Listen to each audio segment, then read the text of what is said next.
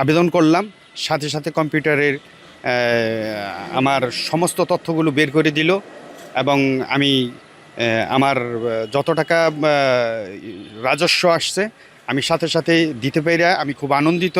এবং যেই নিয়মটা করছে এই নিয়মটাতে আমি এবং আমার এলাকার প্রত্যেকটা লোক খুব উপকৃত হবে বলে আমার বিশ্বাস।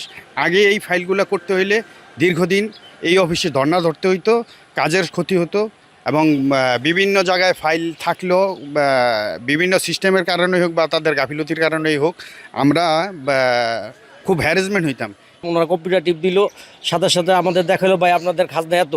আমরা একদিনে আমরা খাজনা দিতে পারছি 20 টাকা, এটা আমরা নিয়ে গেছি, আমরা সফল হয়েছি।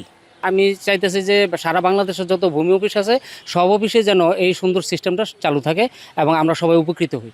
নির্দেশনা ছিলেন আমাদের অর্পিত সম্পত্তি যতগুলো আছে এবং হাটবাজার ব্যবস্থা, হাটবাজারের যতগুলো চান্দিনা ভিটে আছে সবগুলোকে যেন আমরা একটি সমন্বিত ডাটাবেজের পরিকল্পনার মধ্যে নিয়ে আসি, যাতে করে জনগণের যে ভোগান্তি আছে বা জনগণের যে তথ্য প্রাপ্তির যে স্বল্পতা আছে যেই বিষয়টা থেকে যেন আমরা দূরে এসে আমরা তাদেরকে খুব দ্রুত সেবা প্রদান করতে পারি।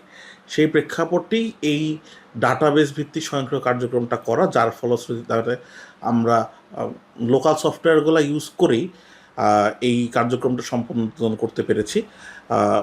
ডাটা তথ্যটা আমরা একটা জায়গায় সংরক্ষণ করেছি এবং অর্ডার শিট, নোটশিট থেকে শুরু করে সাইনিং কার্যক্রম যেগুলো পরিচালনা করতে হয় সেগুলো আমরা স্বয়ংক্রিয়ভাবে তৈরি হচ্ছে। এতে করে আবেদন প্রাপ্তির সাথে সাথে আমরা সেগুলো নবায়ন করতে পারছি। একই সাথে আমরা এই কার্যক্রমটা উদ্বোধন করেছিলাম ভূমি মেলা আমাদের উপলক্ষে। সেই ভূমি মেলাতে আমরা আশানুরূপ একটা সাড়াও পেয়েছিলাম এবং প্রায় 6 লক্ষ টাকার মতো চান্দিনা ভিটে থেকে নবায়ন ফি আমরা আদায় করতে পেরেছিলাম। সেই জায়গা থেকে অনুপ্রাণিত হয়ে আমরা আজকের এই পর্যায়ে এসেছি।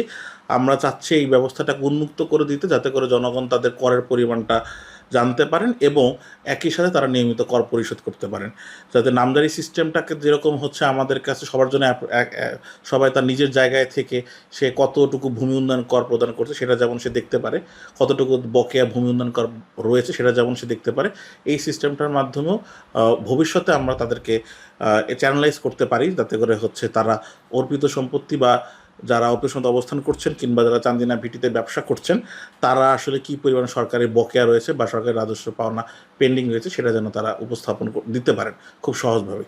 সেই বিষয়টাকে স্বচ্ছ করার জন্য আমাদের এই প্রচেষ্টা। তো এখানে সহকারী কমিশনার ভূমি একটা ভালো উদ্যোগ নিয়েছে। আপনারা দেখেছেন যে এখানে মোট 1104টি আমার চান্দিনা ভিটি আছে এবং 10টি বাজারের অনুকূলে। তো ও পুরো যে 1104টা চান্দিনা ভিটির যে সামগ্রিক তথ্যটা এটা আমরা অনলাইনে ডাটাবেজে নিয়ে এসছি। এখন কেউ যদি আসে যে তার যে চান্দিনা ভিটিটা আছে এটা নবায়ন করার জন্য, তাহলে তার যে সামগ্রিক তথ্য সে কিন্তু এক ক্লিকেই সে দেখতে পারবে। আর এটা আমরা যে পর্যায়ে নিয়ে যেতে চাচ্ছি, যে এটাকে আমরা এমন একটা সিস্টেমে নিয়ে যেতে চাচ্ছি যে সে বাড়িতে বসেই তার এই সিস্টেমটা দেখতে পারবে। এবং এই ক্ষেত্রে যেমন নামজারির ক্ষেত্রে কিন্তু এখন কাউকে আর এসিল্যান্ড অফিসে আসতে হচ্ছে না, বাড়িতে বসে সে তার সামগ্রিক কার্যক্রমগুলো করতে পারছে। এক্ষেত্রেও আমাদের এটা একটা অনেক বড় একটা উদ্যোগ। আরেকটা বিষয় আপনারা জানেন, সরকারি যে অর্পিত সম্পত্তি এক্ষেত্রেও আমাদের সহকারী কমিশনার ভূমি পুরো ডাটাবেজের আওতায় নিয়ে এসছে। আমি এটাকে সাধুবাদ জানাই এবং এখানে যে 6টা উপজেলা আছে, আমি এই 6টা উপজেলায় এই সিস্টেমটা আমি চালু করব এবং সর্বভূমি মন্ত্রণালয় বিষয়টা আমি অবহিত করব।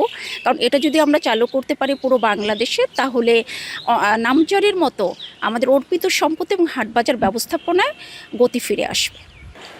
ডাটাবেজ ভিত্তিক স্বয়ংক্রিয় এ ব্যবস্থাপনা বাস্তবায়ন হলে এমন কারিগরি নথি থেকে তথ্য বের করার ভোগান্তির দিন ফুরাবে। সেই সাথে জনসাধারণের খাজনা প্রদান ও সরকারের রাজস্ব আয়ের পথ আরও সুগম হবে।